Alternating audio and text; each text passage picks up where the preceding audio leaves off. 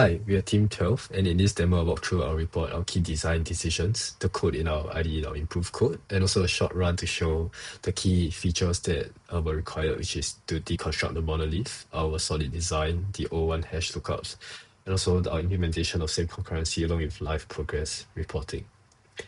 Yeah, so without further ado, maybe I'll go to our report and run through our initial diagnosis of the original dictionary attack code. So immediately what we noticed with respect to the key flaw was the n times n execution time, where for each user, we actually iterate through all possible passwords and try to crack it by doing a hash. As you can see immediately, for 10,000 users and 8,000 passwords, this is definitely very high cost, which is 80 million operations in the worst case.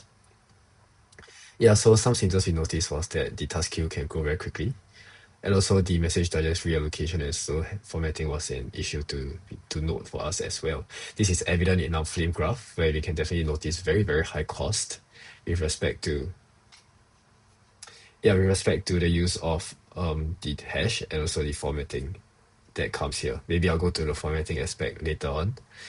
Yeah, and another thing we noticed was also that the console prints were blocking, where we noticed that the I/O were interleaved with compute, but we ideally want to separate them. So this is something that we really had to take into consideration as well. Another thing is the shared global mutable state, where in the code there's a lot of shared state, which is hard to parallelize. So that's something that we had to redesign as well. Yeah, so other things would be the use of, for example, the dot split, which uses regex split, and also the use of dot format, which actually invokes further regex down. Yeah, as you can see from the flame graph call stack here, so we can notice that the formatter and the regex operations up in the call stack are taking up a very huge cost.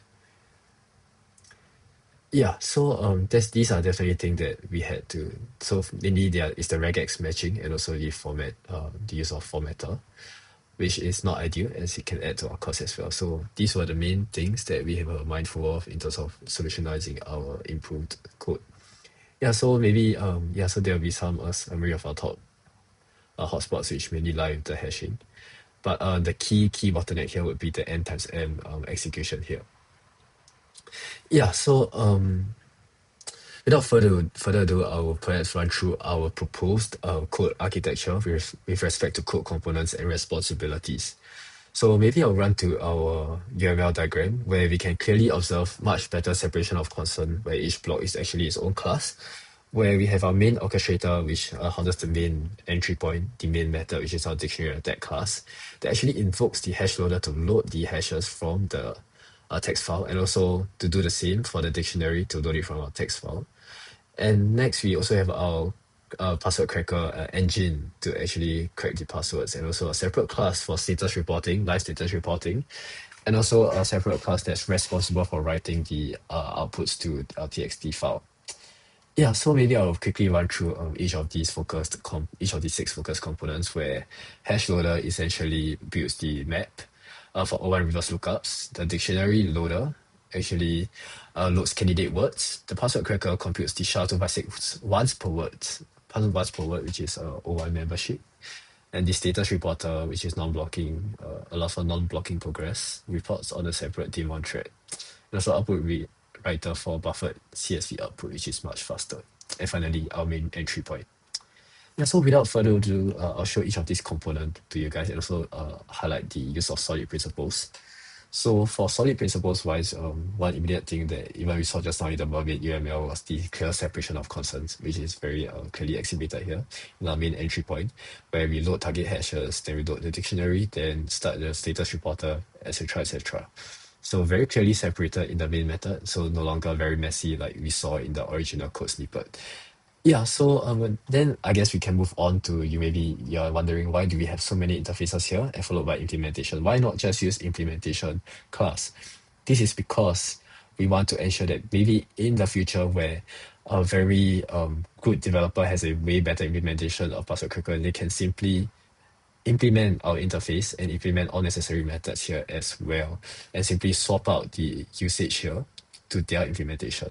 So this really allows for dependency inversion and really allows for better extensibility. And for interface segregation principle of here, where we allow cracker stats which is more granular, but in our case, we actually allow Password Cracker to extend it to enforce the implementers of Password Cracker to also adhere to this contract. So this adheres well to our interface segregation. I would like to go through also the maybe to just to demo how fast our solution is.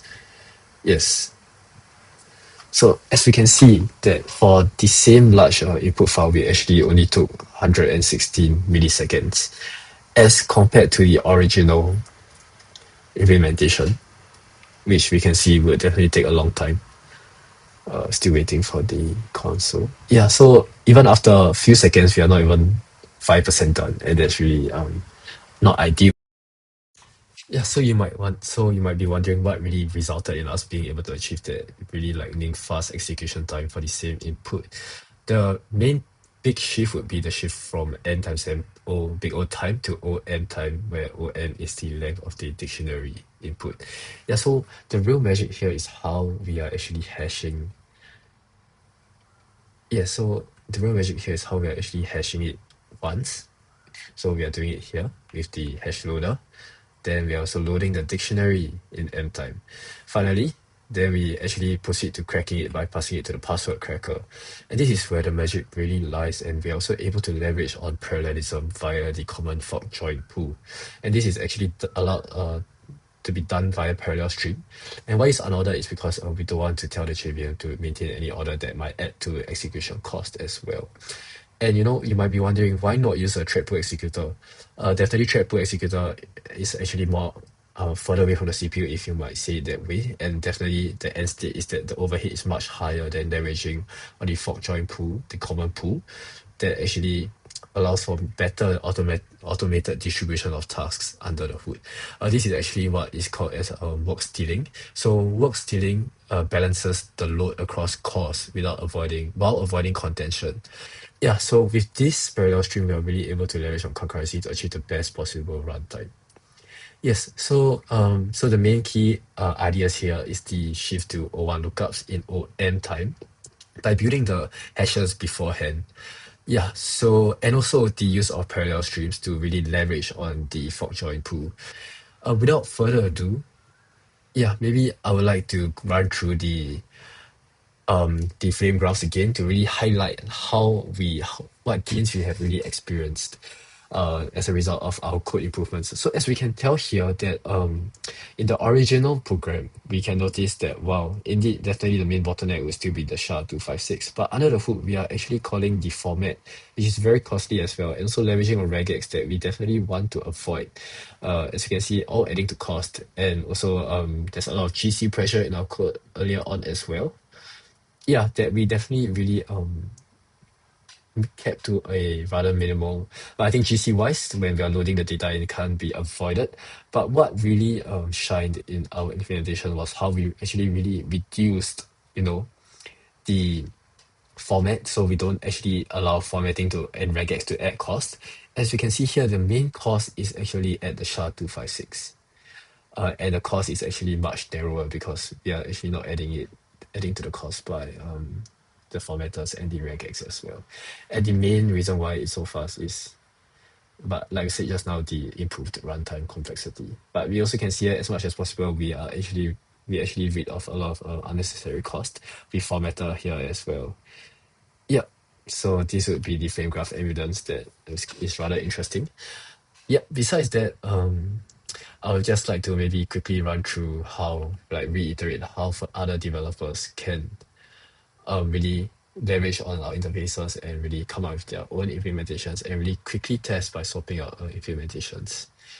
Yeah, so I think all in all, our team has done a great job in developing a extensible program of high performance at its current state, where that meets the requirements to actually deconstruct the monolith, implement be mindful of solid principles and implement the O1 hash lookups, along with safe concurrency, leveraging on parallelism with parallel streams, and also to implement our non-blocking status reporter. Yeah, and yeah, that will be all for us. And I hope you enjoyed our presentation and how our team has been able to really improve the runtime for the better of the business. Yeah, thank you so much.